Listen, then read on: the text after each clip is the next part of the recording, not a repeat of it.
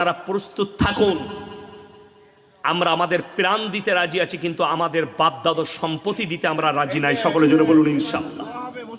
আমার ভাই আপনাদিকে বলি, আলেমরা যখন আপনাদিকে ডাক দিবে আপনারা সবাই প্রস্তুত আছেন তো? জোরে বলুন ইনশাআল্লাহ। দেখুন, যারা মনে করছে মসজিদ মাদ্রাসা ভেঙে দেবো, আপনারা বলুন তো, ইমানদারির সঙ্গে মসজিদ মাদ্রাসা ভেঙে দিলে আমাদের দিল আর দিমাগ থেকে রসুল আর আল্লাহর মহব্বত মিটাতে কেউ পারবে না। একটা কথা মাথায় রাখবেন, আমরা আলেমরা আপনাদের সামনে আছি, আপনারা খালি পেছনে থাকবেন। সকলে জোরে বলুন ইনশাআল্লাহ।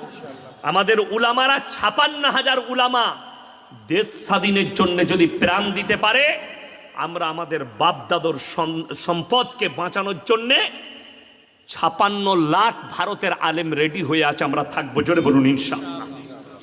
আল্লাহ তাআলা আমাদের সকলকে কবুল করুক, আমিন। ওয়া আখিরু দাওয়ানা আনিল হামদুলিল্লাহি রাব্বিল আলামিন।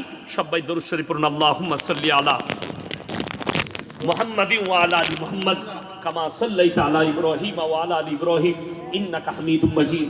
আল্লাহুম্মা বারিক আলা মুহাম্মাদিন ওয়া আলা আলি মুহাম্মাদ কামা বারাকতা আলা ইব্রাহিম ওয়া আলা আলি ইব্রাহিম। একটা মন্ত্রী এলে তার কাছে Y+ ক্যাটাগরির বডিগার্ড, আপনি টাচ করতে পাবেন না তার হুকুম ছাড়া। তার কাছে এত বডিগার্ড। পৃথিবীতে এখন বর্তমানে সব থেকে বেশি সুরক্ষায় থাকে, সব থেকে বেশি ঘেরাটোপে থাকে পৃথিবীর দুটো প্রেসিডেন্ট।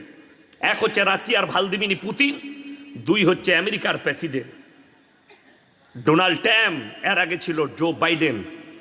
তাদের কাছে যে গাড়িটা আছে, সেই গাড়িটা মিসাইল মেরে দিলে মিসাইলটাকেও কভার করে নিবে, কিচ্ছু হবে না। তার যে কাঁচ আছে গাড়িটার, 0 পয়েন্ট থেকে মিসাইল ছুড়লে AK-47 টানা যদি 10 ঘন্টা গুলি চালানো হয়, কাঁচ ভেদ করতে পারবে না। কাঁচটা কি ম্যাটেরিয়াল দিয়ে তৈরি বুঝলেন? সেই গাড়িটা দাঁড়িয়ে থেকে মিনিমাম 10 ঘন্টা যুদ্ধ করতে পারবে। গাড়ির ভেতরে ড্রাইভার যুদ্ধ করবে সুইচের মাধ্যমে, প্রেসিডেন্ট বসে থাকবে। কয়েকটা মিসাইল দিয়ে লেস আছে গাড়িটা, কয়েক হাজার গুলি দিয়ে লেস আছে গাড়িটা। কয়েক ঘন্টা লড়াই করবে। গাড়ির টায়ার উড়ে গেলে রিংয়ের ওপরে কমপক্ষে 2000 কিলোমিটার ছুটবে গাড়িটা, রিংয়ের ওপরে অতটা স্পিডে। রিংয়ের ওপরে 300 স্পিডে ছুটবে গাড়িটার। ফুল পাওয়ার আছে 500 স্পিড, যেটাই চাপে। ইমানদারির সঙ্গে বলুন, এত পাওয়ার, এত বডিগার্ড লেস হয়ে আছে, আল্লাহর কসম খেয়ে বলছি তারপরও দুর্বল। যদি বলেন কোথায়, মালাকুল মত যদি আসে কোনো বডিগার্ডই আর কাজ করবে না। ঠিক বললাম না ভুল বললাম? মৃত্যু এলে কাজ করবে কারো কিছু? আপনি আমাকে দাওয়াত দিয়েছেন, আমাকে যদি Y ক্যাটাগরি বডিগার্ড ঘেরে রাখে, আল্লাহর কসম যদি মালাকুল মত আসে, আমার মৃত্যুকে রোকার ক্ষমতা আমার বডিগার্ডের নেই। ওই জন্যে কোরআন কত সত্য। আল্লাহ তাআলা মানুষকে বলেছেন, তোমরা দুর্বল আমার কাছে, ইন্নাল ইনসানা খুলিকা হালুয়া। আমি মানুষকে অসহায় আর দুর্বল করেছি। বর্তমানে যার নাম সুপার পাওয়ার, তার নাম আমেরিকা। তার কাছে কয়েক লাখ সেনা আছে, 4428টা খালি পরমাণু বোমা আছে। যদি ওই পরমাণু বোমাগুলো বাস্ট করতে যায়, গোটা পৃথিবীটা ধ্বংস হয়ে যাবে। 4500 পরমাণু বোমা দিয়ে বর্তমানে গোটা পৃথিবী ধ্বংস করার ক্ষমতা আমেরিকা রাখে। 5500 রাশিয়ার কাছে পরমাণু বোমা আছে। রাশিয়া যদি চায়, এক দিনের ভেতরে 24 ঘন্টায় গোটা পৃথিবীকে ধ্বংস করে দিবে। ওই বোমাগুলো এত পাওয়ার, এক একটা বোমা কলকাতার মতো এক একটা শহর উড়ে যাবে। শুধু যদি খালি বোলপুর আর ইলেমবাজারের মধ্যেখানে বোমা ফেলা হয়, গোটা বীরভূম ডিস্ট্রিক্টের অর্ধেক পানির মতো গলে যাবে। যা কিছু আছে সব পানি হয়ে যাবে। এদের কাছে এত পাওয়ার, সামরিক বাহিনী।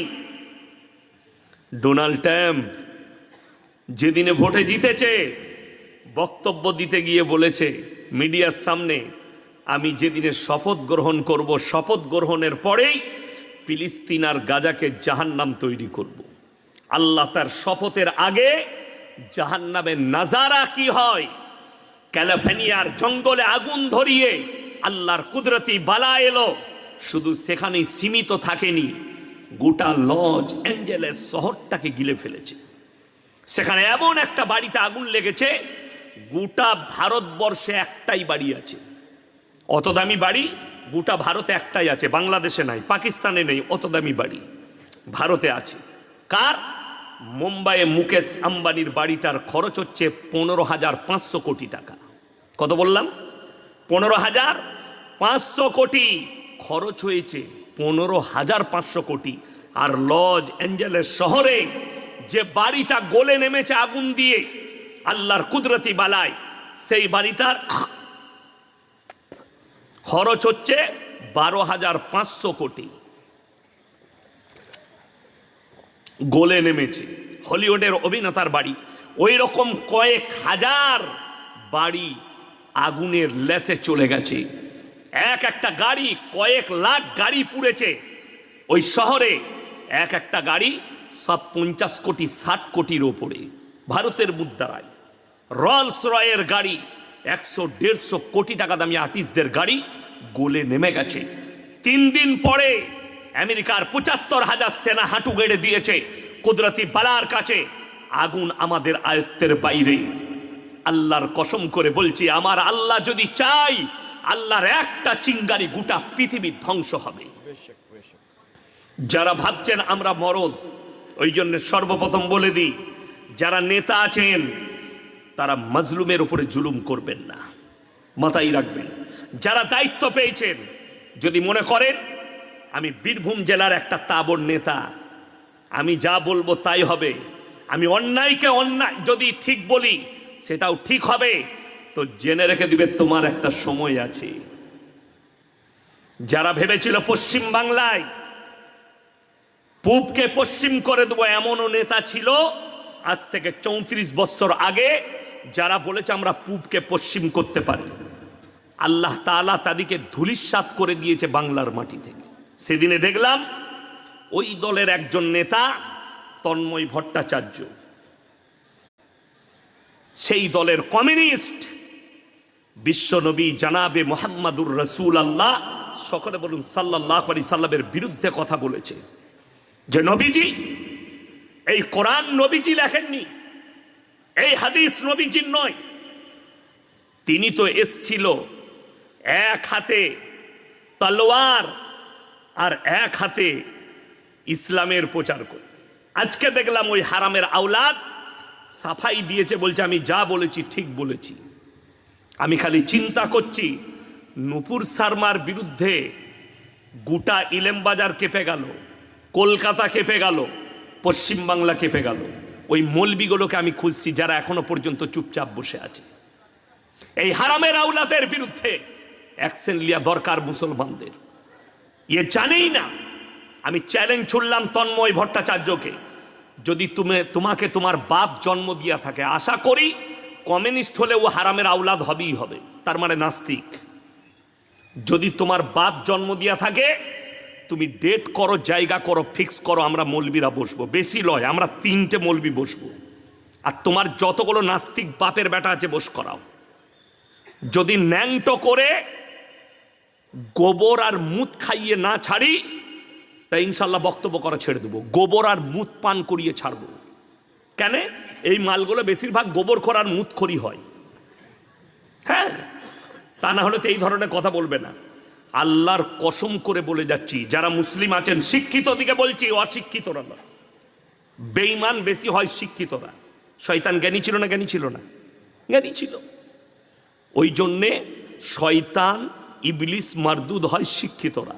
যারা শিক্ষিত সমাজের লোক আছে, যাদের মনে সন্দেহ আছে, নবীজি তলোয়ারের দ্বারা ইসলাম প্রচার করেছে। আল্লাহর কসম করে বলছি, রাসূলের কাছে তলোয়ার তো ছিল, নিজের জীবন দশায় মানুষ তো অনেক দূরের কথা, একটা প্রাণী পর্যন্ত ক্ষত বিক্ষত হয়নি। জোরে বলুন সুবহানাল্লাহ। তলোয়ার আত্মরক্ষার জন্য। ইসলামের যতগুলো যুদ্ধ হয়েছে, এই হারামের আওলাদ তন্ময় ভট্টাচার্য জানে না। আমাদের সঙ্গে বস, যতগুলো ইসলামের যুদ্ধ হয়েছে, আল্লাহ রসুল যুদ্ধ করেছেন, একটাও রসুলের তরফ থেকে নয়, সবটাই এসছে বেঈমানদের কাছ থেকে। আল্লাহ নবী আত্মরক্ষার জন্য যুদ্ধ করেছেন, ইসলামকে বাঁচানোর জন্য যুদ্ধ করেছেন।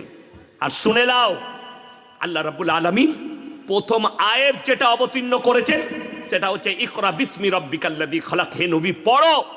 আর আল্লাহ রসুল নিজের মুখে পড়েছেন। জোরে বলুন সুবহানাল্লাহ। এটা আল্লাহর কুদরত। আমাদের সমাজের লোক, কিছু শিক্ষিত লোক মনে করে উম্মি মানে নবীজি মূর্খ, নাউজ বিল্লাহ, উম্মি মানে মূর্খ নয়। আল্লাহর হাবিব সাল্লাল্লাহু আলাইহি সাল্লাম দুনিয়াতে কারো কাছে শিক্ষা গ্রহণ করেনি। শিক্ষিতরা শুনে যান, এই ইতিহাস না জানলে নবীজিকে চিনতে পারবেন না। আজকে ইয়াসিন আমি বক্তব্য দিতে এসেছি, এখানে যদি আমার কোনো শিক্ষক থাকে সে কি বলবে? ইয়াসিন আমার ছাত্র বলবে না? বলবে না? কথা বলে না? এই যে আলেমরা বসে আছে, ইনাদের কেউ না কেউ উস্তাদ আছে, আছে না নাই? তিনি যদি আসেন, উবাইদুল্লাহ ভাইকেও ডারাতে হবে, আব্দুল হাফিজ ভাইকেও ডারাতে হবে, আমাকেও ডারাতে হবে। তিনি আমাদের উস্তাদ, শিক্ষক। আমি একবার বর্ধমান টাউন থেকে গাড়ি শোরুমে বাসে বাড়ি আসছি, সুপার বাসে। তো আমি যেমনি চেপেছি, আমার স্কুলের একজন শিক্ষক রবি বাবু নাম, অঙ্ক লিতেন 5-এ 6-এ। তো তিনি দাঁড়িয়ে আছেন, আমি সিটে বসে আছি। আমি তিনাকে দেখে দাঁড়িয়ে গেলাম, স্যার আপনি বসুন। আমাকে বললে, আরে ইয়াসিন বাবু, আপনি ধর্মগুরু এত বড়, আপনি দাঁড়াবেন আর আমি বসবো? হবে না। আমি হাতটা ধরে স্যারকে বসালাম। কেন? তিনি আমার শিক্ষক, একটা অঙ্ক শিখিয়েছেন, তিনি আমার শিক্ষাগুরু। আমি তিনাকে বস করালাম। আমি তার কাছে ছোট, তার কাছে ছোট আমি। আল্লাহ নবীকে যদি কেউ শিক্ষা দিত দুনিয়াতে, সেই ব্যক্তি দাবি করত মুহাম্মদ আমার ছাত্র, আমার রাসূলকে ছোট করা হতো। অর্থাৎ যতগুলো নবী পয়গম্বর আল্লাহ দুনিয়াতে পাঠিয়েছেন, তাদের একটাও শিক্ষাগুরু নাই দুনিয়াতে। সকলের শিক্ষাগুরু হচ্ছেন আমার আল্লাহ নিজে। জোরে বলুন সুবহানাল্লাহ। এইটাই হচ্ছে সহি হাদিস। নবীজি শিক্ষাগুরুর জন্য তার, শুনে নেন, এটা লজিক। আল্লাহ নবী সাল্লাল্লাহু, আলেমরা জানে, আপনারা অনেকে জানেন, নবীজি জানাজার নামাজের ইমামতি কেউ করেছিলেন? কথা বলে না? কেউ ইমামতি করেননি। আলেম দিকে জিজ্ঞেস করুন। এর পেছনেও লজিক আছে। আপনার আমার জানাজার নামাজ হয়, আমার বাপ মরে গেলে জানাজা হবে, ইয়াসিন মারা গেলে জানাজা হবে, আপনার বাপ মরে গেলে কেউ না কেউ ইমামতি করবে, ঠিক কিনা? আল্লাহ নবী দুনিয়া ছাড়লেন, যিনি আদি থেকে অন্ত পর্যন্ত সৃষ্টির শ্রেষ্ঠ, তেনার জানাজার নামাজের ইমামতি কেউ করেনি। নবীজি সাল্লাল্লাহু আলাইহি সাল্লাম দুনিয়া ছাড়ার পূর্বে সাহাবীদিকে বললেন, আমার জানাজার নামাজের ইমামতি কেউ করবে না, তোমরা একা একা নিয়ত বেঁধে আমার জানাজা পড়বে। কেউ যদি জানাজার নামাজের ইমামতি করতেন, সেই সাহাবীর গুরুত্ব বেড়ে যেত। সে বলতো, নবীর জানাজা আমি পড়িয়েছি, আমার রাসূলকে ছোট করা হতো, তাই আমার রাসূলকে সব সময় আমি ওপরে রেখেছি, নিচেই লয়। জোরে বলুন সুবহানাল্লাহ। এই হারামের আওলাদ আমাদের সাথে বসবে, ও মাইকে চিল্লাচ্ছে, মিডিয়ার সামনে চিল্লাচ্ছে। তো একবার আমাদের সাথে বসে দেখ, মৌলবীদের সাথে বস, আমার সাথে বসতে হবে না। খালি বীরভূম ডিস্ট্রিক্টে যে কোনো মৌলবীর সাথে বস। নাস্তিক বলছে মুহাম্মদ, এই হাদিসগুলো মুহাম্মদের বাণী নয়, মুহাম্মদ লেখেনি, মুহাম্মদ বলেনি, এইগুলো হচ্ছে তার চেলা চম্পটরা বলেছে। নাউজ বিল্লাহ, সাহাবীদিকে বলছে চেলা চম্পট। কত বড় মূর্খ, কত বড় জানোয়ারের আওলাদ। আমি বলেছি ওই জন্যই পশ্চিম বাংলার মানুষ তোমাদের মুখে পিশাব করেছে। পৃথিবীর ইতিহাস শুনেলেন, যতগুলো দেশে কমিউনিস্ট ছিল, একবার যেখানে মুছে গেছে, ওদের নাম নিশানা মিটে গেছে। সিপিএম এর যারা লিডার আছে পশ্চিম বাংলায় বসে আছো, তাদেরকে অনুরোধ করছি, আগামীতে তোমাদের মুখে পিশাব লয়, লোকে পায়খানা করবে, আর মুখটাকে বন্ধ করো। তন্ময় ভট্টাচার্যকে সাবধান করছি, তোমার জবানটা টেনে ছিঁড়ে দেবো যদি সামনে পাই। তুমি মনে করো না নবীর বিরুদ্ধে বলবে, আর এরা মনে হয় চুপচাপ বসে আছে, কেউ তো কিছু বলছে না। সব সময় একটা কথা ভাববেন, যখন কোনো জঙ্গলে যাবেন, যদি জঙ্গল স্তব্ধ হয়ে যায়, একদম ঠান্ডা হয়ে যায়, কোনো আওয়াজ না থাকে, আপনাকে ভাবতে হবে, আপনাকে পেঁচুতে হবে, যে কোনো মুহূর্তে আমাকে বাগেতে হামলা করার জন্য রেডি হচ্ছে। এইটা হচ্ছে জঙ্গলের নিয়ম। আমি বলিনি, বিশেষজ্ঞরা বলছে। তো ও যদি মনে করে বাংলার মুসলমান মৌলবীরা ঘুমিয়ে আছে, আমি যা মন তাই বলবো, তো তুমি রেডি থাকবে।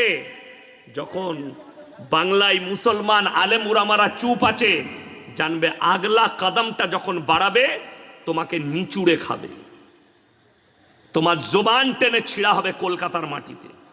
সাবধানে কথা বল। জানেন আল্লামা ইকবাল লিখেছে, ইস ঘর কো আগ লাগি ঘর কি চিরাগ সে। মুসলমান, তোমরা তোমাদের ঘরে নিজের আগুন ধরিয়েছ, অন্য কেউ নয়। আপনারা সবাই কোরআনকে বিশ্বাস করেন তো? এই হাত তুলে বলুন তাড়াতাড়ি, জোরে বলুন ইনশাল্লাহ করেন।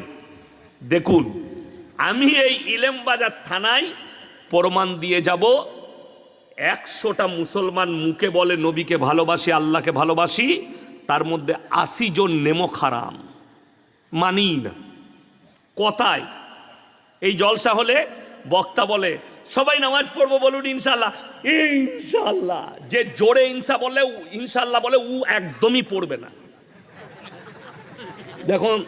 দেখবেন আমাদের সাথী ভাইরা, জামাতি ভাইরা যখন গাছতে আসে না, রাস্তায় বেরিয়েছে ইলেমবাজারে, আসসালামু আলাইকুম, আসুন আমাদের আমির সাহেব আছে, ভাই আমরা দিল্লি থেকে এসছি, কিংবা কলকাতা থেকে, আকড়া থেকে জামাতে এসছি, তো ইনশাল্লাহ মসজিদে মাসোয়ারা হবে, মাগরিবের সময় আপনি আসুন।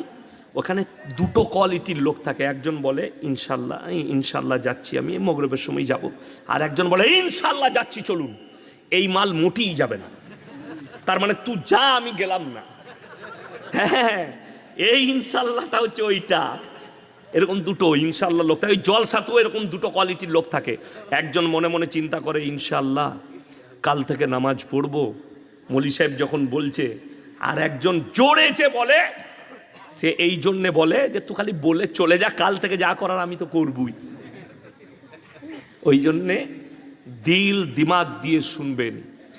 যতগুলো মৌলবি কিতাব লিখেছে, আলেম, শেখ, মাশায়েখ, বড় বড় মুহাদ্দিসিন, এই ভারত উপমহাদেশে সব থেকে বেশি যিনি কিতাব লিখেছেন তিনি হচ্ছেন মৌলানা আলী মিয়া নদভী সাহেব রহমতুল্লাহ আলাই। 4000 কিতাব লিখেছেন তিনি, 4000। তিনার লেখা আরবি কিতাব মক্কা মদিনার ইউনিভার্সিটির সিলেবাসে আছে, যিনি নাদওয়াতুল উলামা প্রতিষ্ঠিত করেছেন। আমার ভাই, এইরকম হাজারো আলেম আছেন, গাদা বই লিখেছেন, কত মনীষী বই লিখেছেন। আমার আব্বাজি অনেকগুলো বই লিখেছেন। একটা মৌলবীর বই নিয়ে এসে দেখান, তার হেডিংয়ে লিখে দিয়েছে আমার লেখার মধ্যে কোনো ভুল নেই। ঠিক বললাম না ভুল বললাম? আছে এরকম বই? কারো ঘরে থাকলে নিয়ে আসুন। কিন্তু আল্লাহর কসম, আল্লাহ রাব্বুল আলামিন কোরআন অবতীর্ণ করেছেন, কোরআনে স্পষ্ট ভাষায় সূরা বাকারায় লিখেছেন যালিকাল কিতাবুল লা রাইবা ফি, আমার এই কোরআনে বিন্দুমাত্র সন্দেহের কোনো অবকাশ নাই। জোরে বলুন সুবহানাল্লাহ। এটা পৃথিবীর আর কোনো কিতাবে, কোনো ধর্মগ্রন্থে পাবেন না, একমাত্র কোরআন ছাড়া আল্লাহ রেখেছেন। আপনি বিশ্বাস করেন এই ভারতের 30 কোটি মুসলমান, তার মধ্যে 10 কোটি মুসলমান আছে কিনা সন্দেহ। সেদিনে দেখলাম ফেসবুকে পোস্ট হয়েছে, আমাকে কোথায় জলসায় একটা প্রশ্ন দিয়েছিল 2 দিন আগে। সালমান খান বলে একটা হিন্দুদের লোক আছে, নাম হচ্ছে সালমান খান, আর্টিস্ট, কিন্তু মুসলিম নয়, কি বুঝলেন, কাফের, মুশরিক।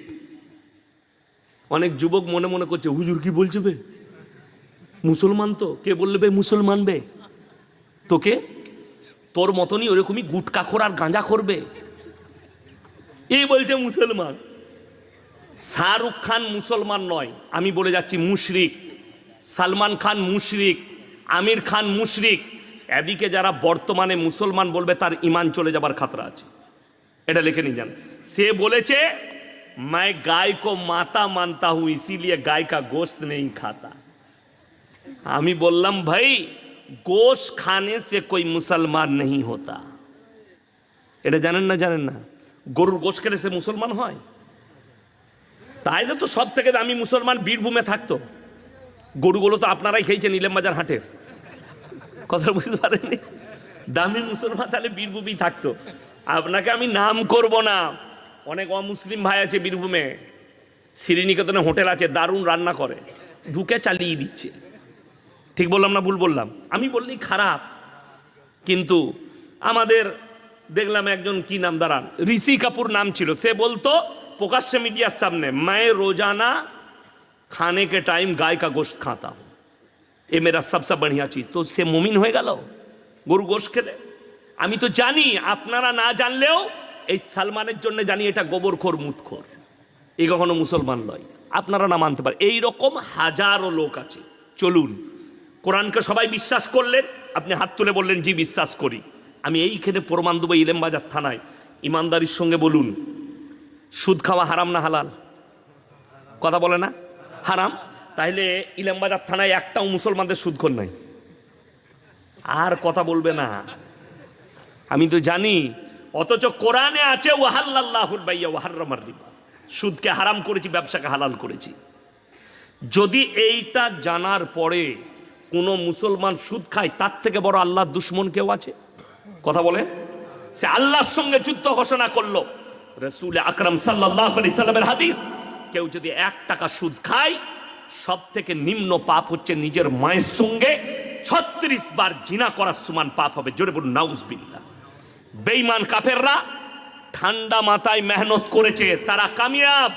আমরা এত জলসা করে দাওয়াত ও তাবলীগ মাদ্রাসা মসজিদ, তারপরও আমরা কামিয়াবি লাভ করতে পারি না। আপনি মারামারি করতে লেগেছেন, তারা কামিয়াব হয়ে বেরিয়ে গেছে। তারা প্রত্যেক ঘরে ঘরে সুদ ঢুকিয়েছে। যদি বলেন কি করে, আপনাদের এখানে আশা করি নাই, আমাদের বর্ধমানের দিকে আছে বন্ধন লোন আর গ্রুপ লোন, আপনাদের এখানে নাই? আছে? ও আবার না থাকে, ওটা তো থাকতেই হবে, খালাদের ভালো লাইন ওইটা, কি বুঝলেন? তবে মায়েদের একটা লাভ হয়েছে, আব্দুল হাফিজ ভাই এরা জানে না, ওবায়দুল্লাহ ভাইরা, একটা লাভ হয়েছে। কি বলুন তো, 10টা করে মেয়ে গ্রুপ করেছে লোন করার লেগে, তাদের মধ্যে একজন হেড হয়েছে, আর 9টা মেয়ে তাকে ম্যাডাম বলে ডাকাচ্ছে। মনে করে বিরাট ব্যাপার, এমনি ম্যাডাম হতে পারি নাই, সুদ খাবার ম্যাডাম হয়েছে। এরপর আপনারা অনেকজনা গালি দেবেন পেছন থেকে, তারা মনে মনে করবেন শালা এই মৌলবীরা খাওয়াবে, যে এরা বলছে গ্রুপ লোন নিতে পাবি না। বাস্তব কথা বলেছেন, সব থেকে কম বেতন আলেমদের, ইমামদের। ঠিক বললাম না ভুল বললাম? সব থেকে কম বেতন কার? ইমামদের। আচ্ছা আপনি বলুন তো, এখানে কাছের মানুষ, আপনাদের গ্রামের সন্তান আব্দুল হাফিজ ভাই আছে, উবাইদুল্লাহ ভাই কাছে, আপনার বাড়ি কোথায়? এই গ্রামই। আচ্ছা এদের বউরা সব কাপড় গুঁজে গ্রুপ লোন করতে যাই তো? কথা বলে না?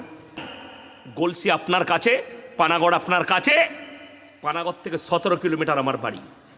সবাই মোবাইলে যেমন আপনারা চিনেন, আমাকে সবাই চিনে।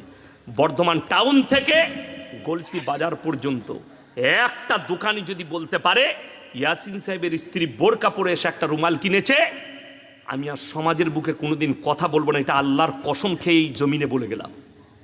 চ্যালেঞ্জ এটা, আপনি প্রমাণ করিয়ে দিতে পারলে আমি সেই দিন থেকে আর সমাজের বুকে স্টেজে উঠবো না, আমি তালাক দিয়ে দেবো এই সমাজকে।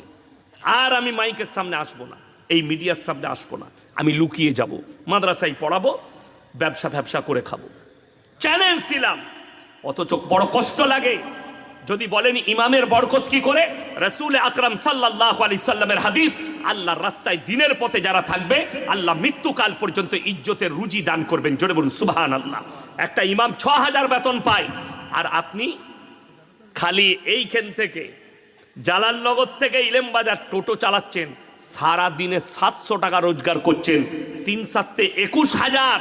তারপরও আপনার বউকে বরকত নেই, রাস্তায় বার করেছেন গ্রুপ লোন নিয়ে আই।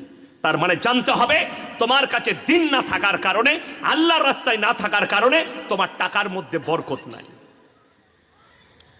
অবাক লাগে, মুসলমান সুদকে কি করে হালাল করে নিল। আপনারা বলুন মদ হারাম না হালাল? কথা বলে না? হারাম, স্পর্শ করা হারাম। আর আপনাকে দেখিয়ে দেবো, এই ইলেমবাজার থানায় মুসলমান হারামখোর মদও খাচ্ছে, মদ বিক্রিও করছে। চলুন আপনি হাই রোডের উপরে হোটেলে, আপনাকে দেখিয়ে দেবো। ঠিক বললাম না ভুল বললাম?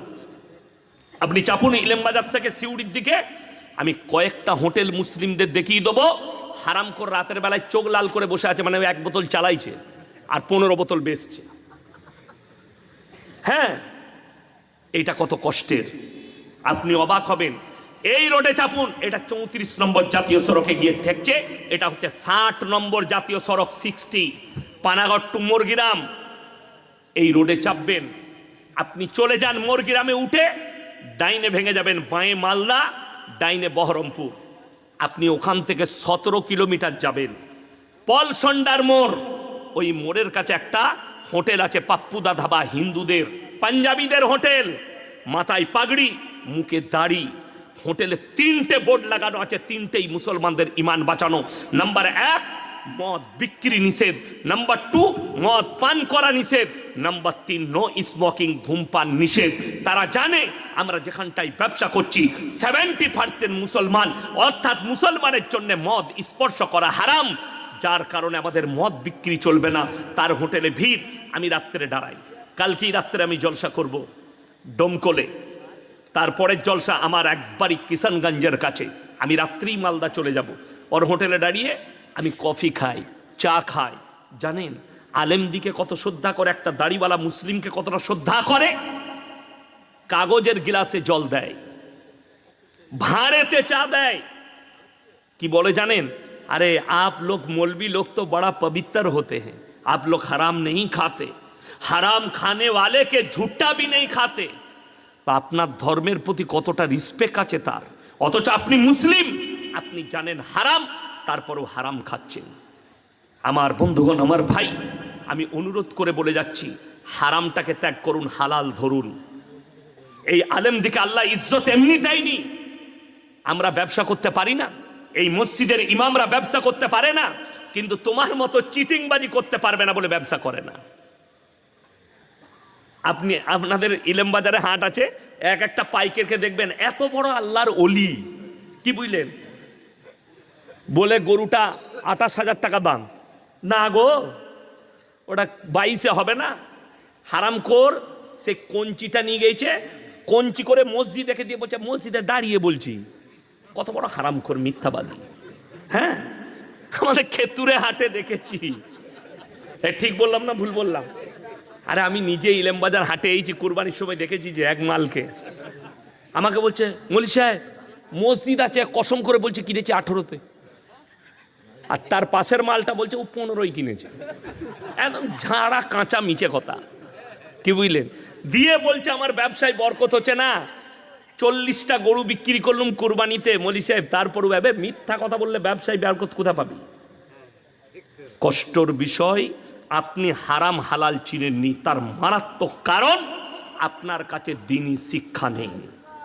বেঈমান কাফেররা দ্বীনি শিক্ষা না থাকার কারণে বর্তমানে যে পরিস্থিতি এসছে, প্রত্যেকটা গ্রামে প্রত্যেকটা মসজিদে একটা মক্তব চালু করা দরকার। প্রত্যেকটা মসজিদে আপনার ছেলে স্কুলে যাবে তো যাবে, সে যেন এসে বিকালবেলায় মক্তবটা যায়, সে যেন সকালবেলায় ফজরের পরে মক্তব যায়। সেই মক্তব চালু রাখলে আপনার ছেলে হারাম হালাল চিনবে। এতগুলো মৌলবি বয়ান করলেন আমার আগে পর্যন্ত, মুমতাজ ভাই পর্যন্ত।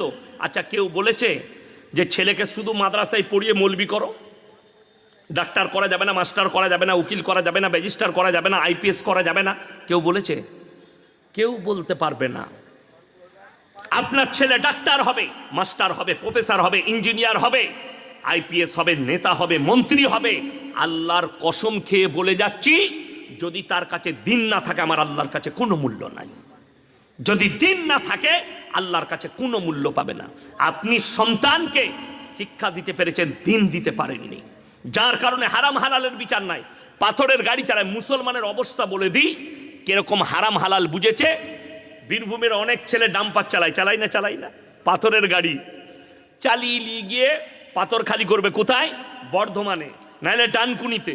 হাই রোডে যেমনি চেপেছে আমাদের রোডে, হোটেলে ঢুকি 1 বোতল মদ খাওয়া হয়ে গেল।